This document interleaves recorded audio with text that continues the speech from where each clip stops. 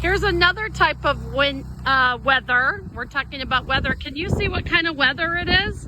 What's the trees doing? It's a windy day here in Texas. So it's springtime. You can see that the trees are bright and green and beautiful. But see the wind moving all the trees around? It's a windy day in Austin, or not in Austin because I'm at my ranch, Brooksmith, Texas. But it's a windy day. What kind of things, boys and girls, can you do on a windy, beautiful day? You could go outside and watch the clouds. You could fly a kite. You could go for a bike ride. Windy, what does windy start with?